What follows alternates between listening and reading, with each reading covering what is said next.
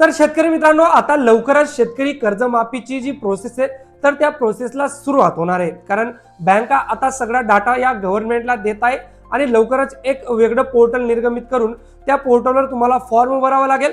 परंतु तो फॉर्म भरण्यासाठी तुम्हाला काही महत्त्वपूर्ण डॉक्युमेंट देखील लागणार आहे. त्याच डॉक्युमेंटची लिस्ट तुम्हाला या व्हिडिओच्या माध्यमातून सांगणार आहे, जेणेकरून तुम्हाला शेतकरी कर्जमाफीमधून मुकावं लागणार नाही. त्यामुळे शेतकरी मित्रांनो, हा व्हिडिओ काळजीपूर्वक अत्यंत शेवटपर्यंत बघा.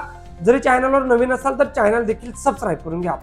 मित्रांनो, तुम्हाला माहिती आहे की नुकतंच राज्य सरकारने पुण्यश्लोक अहिल्याबाई होळकर कर्जमाफी योजना 2026चा जो JR आहे म्हणजे शासन निर्णय तो निर्गमित केला होता.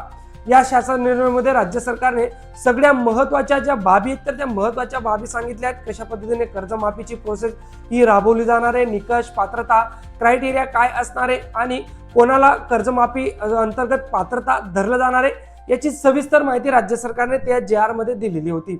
ज्या शेतकरी मित्रांना अजूनही ही माहिती नसेल तर याबाबत आपण एक पूर्ण व्हिडिओ अपलोड केलेला आहे आपल्या चॅनलवर. तो व्हिडिओ तुम्ही पाहून तुम्ही सोप्या भाषेत समजू शकता की शेतकरी कर्जमाफीचा JR काय आहे. मित्रांनो, या JR अंतर्गत राज्य सरकारने अत्यंत महत्त्वाची गोष्ट सांगितली होती, ती म्हणजे जे डॉक्युमेंट्स लागणार आहेत तर ते डॉक्युमेंट्स कोणते लागणार आहेत. तर यात एक म्हणजे फार्मर ID. हो मित्रांनो, जी ॲग्रीस्टाक योजनेअंतर्गत तुमचा फार्मर ID बनला असेल तर असे फार्मर ID अनिवार्य असणार आहे. ज्या शेतकरी मित्रांनी अद्यापही आपला फार्मर ID बनवला नसेल तर त्यांनी आजच CSC सेंटरमध्ये जाऊन किंवा घरी बसूनही ते आपला फार्मर ID बनवू शकता. मित्रांनो, आतापर्यंत राज्यात 2 लाखापेक्षा जास्त शेतकऱ्यांचं फार्मर ID बनलं नाही. त्यामुळे कर्जमाफीमधून 2 लाख शेतकरी बाद होऊ शकतात किंवा वगळले जाऊ शकतात. अत्यंत महत्त्वाची बाब फार्मर ID साठी असणार आहे. त्यानंतर दुसरं म्हणजे ज्या शेतकरी मित्रांच्या नावावर 7/12 उतारा असेल, त्यांच्या नावावर कर्ज देखील असेल तर अशा शेतकरी मित्राचं पॅन कार्ड असणं गरजेचं आहे. त्यामुळे पॅन कार्ड देखील तुम्हाला लागणार आहे शेतकरी मित्रांनो. त्यामुळे ज्या शेतकरी मित्राचं पॅन कार्ड काढलं नसेल तर त्यांनी आजच आपलं पॅन कार्ड काढून घ्या. त्यानंतर तुमच्या आधार कार्ड सोबत तुमचा मोबाईल नंबर लिंक करून घ्या.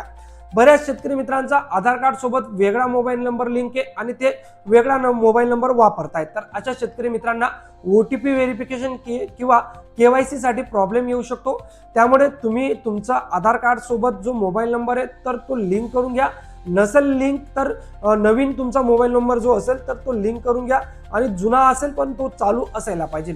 तर या 3 महत्त्वाच्या गोष्टी असणार आहेत. त्याचबरोबर तुम्हाला तुमचा Aadhaar card, PAN card, AgriStack farmer ID या सगळ्या गोष्टी व्यवस्थित रेडी ठेवायच्या आहेत, जेणेकरून येणाऱ्या 5 ते 10 दिवसात ही प्रोसेसला जेव्हा सुरुवात होईल तर तेव्हा तुम्हाला कोणत्याही प्रकारची अडचण किंवा हॅरेसमेंट होणार नाही. शेतकरी मित्रांनो, तुम्हाला हा व्हिडिओ कसा वाटला कमेंट करून नक्कीच सांगा आणि आपल्या अशाच महत्त्वपूर्ण शेतीविषयक माहिती त्यानंतर टेक्निकल नॉलेजसाठी आपलं चॅनल सबस्क्राईब करायला विसरू नका.